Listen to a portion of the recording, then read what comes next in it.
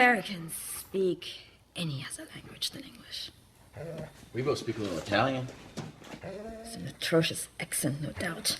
At best, they're distracting. At worst, they're offensive. Corretto. Welcome to WatchMojo.com, and today we're counting down our picks for the top 10 worst movie accents. For this list, we're going for accents that are unintentionally bad, not for those that are purposefully making fun of a certain dialect.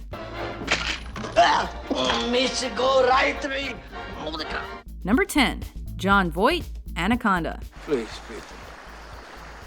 Don't make me out a monster.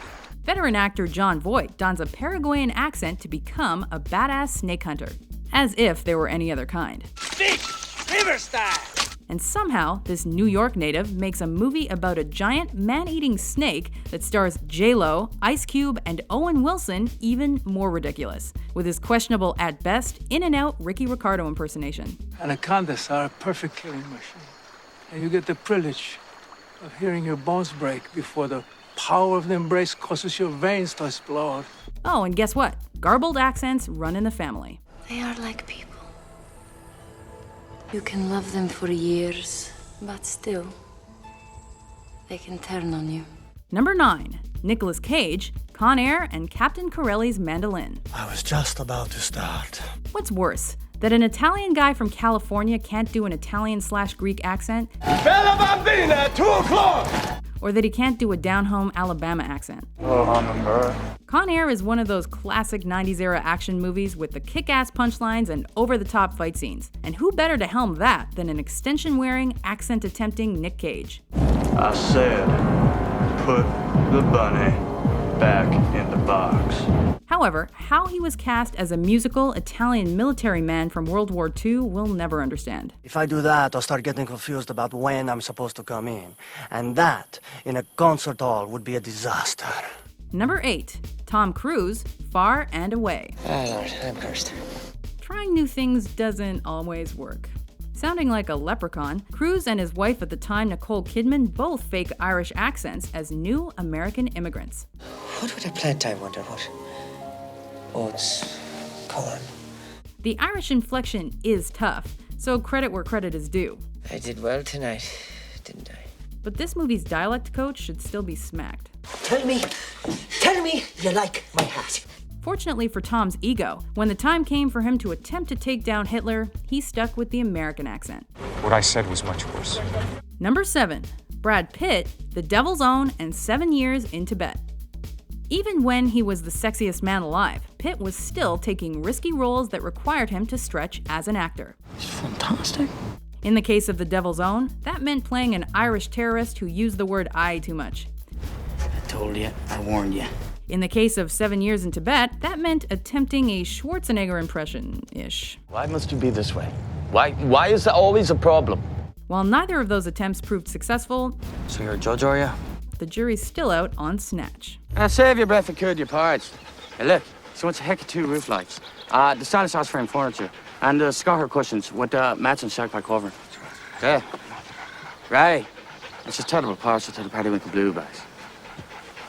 Number 6, James Van Der Beek, Varsity Blues. We're as surprised as you are that Dawson is on one of our lists. Why'd you have to bring this up anyway? I don't wanna wait. In his first and some would say only attempt to make it on the big screen, Van Der Beek plays a high school quarterback dealing with the pressure of expectations. This is your opportunity for you. Playing football at West Canaan may have been the opportunity of your lifetime, but I don't want your life. This story does work best set in Texas, since they live and die by the pigskin, but Van Der Beek's drawl is way overblown. That is, when he remembers to do it. We got the rest of our lives to be mediocre, but we have the opportunity to play like gods for the next half of football.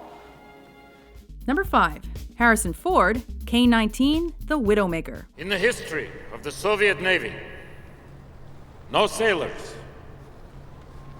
have been given such a boat as K-19. It can be tough to work a Russian accent without sounding like you're chasing moose and squirrel. For more information, see John Malkovich in Rounders. Big Daddy. Bits. The pot. But in true Han Solo style, Harrison Ford gives not a damn and does his best to be a Soviet military man. Without you, I am nothing. But the accent comes and goes and is iffy and distracting at the best of times, making this thriller an accidental comedy. We will not fail. Number 4. Sean Connery, The Untouchables and The Hunt for Red October. For his portrayal of a principled Irish-American cop, Sean Connery nabbed an Academy Award. And if you believe that, I'll tell you another. However, he won that Oscar due to his acting skills and not his ear for dialect, How do you know that? as his Irish accent work leaves much to the imagination. Jeez, I knew it. But then Connery got cocky, see, and thought he could cover his Scottish brogue with Russian. Was it ego, Captain? We each have our reasons, Victor. Unfortunately, Alec Baldwin bests him in Ruski, making this scene pretty preposterous. New по-русски. Полезно знать, что думает противник. Не правда ли? It is. Number 3. Dick Van Dyke, Mary Poppins. All right, ladies and gents, comical poem suitable for the occasion, extemporized and thought up before your very eyes. We considered disqualifying this one based on the criteria that it can't be making fun of a certain dialect. Like, is it truly possible that this was not done on purpose? Well, not Royal Academy, I suppose. Still, they're better than a finger in the eye, ain't they? But alas, we do think Van Dyke was trying his darndest to sound like a Cockney chimney sweep. Thankfully though, A, it's a kids movie so we don't care that much, and B, he's still as lovable as ever. Thank you one and all for your kind support. Number 2. Kevin Costner, Robin Hood, Prince of Thieves. Costner isn't the only guilty party in this film. There's more than enough judgment to go round to Robin Hood's merry men. You're still trying to be Lord of the Manor. However, as the lead, Costner's transgressions are most obvious. I, for one, would rather die than to spend my life in hiding. Claiming he ran out of time before perfecting his accent, the actor sports a British inflection so negligible, he often lapses into full-on Yankee. This is English courage. To the point where he was later spoofed mercilessly. Unlike some other Robin Hoods, I can speak with an English accent. Before we unveil our number 1 pick, here are a few honorable mentions. Oh, no, sir. I wouldn't want the other servants to think I was getting above myself. Is this a joke? Nope.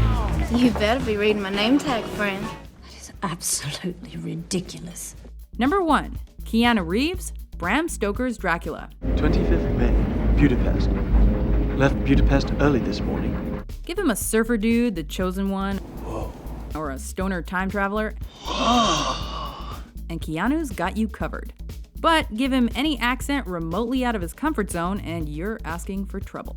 Though his southern twang in The Devil's Advocate is laughable, Takes a little getting used to. his French-Canadian goalie shtick in Youngblood is painful, That man is f***ing an animal. and the list goes on, we're picking on his uneven British accent in Dracula. 'Cause of this. I know where the bastard sleeps. I brought him there. To Carfax Abbey. Do you agree with our list? Which movie accents do you think are the worst? For more top 10s published every day, be sure to subscribe to WatchMojo.com. I know that.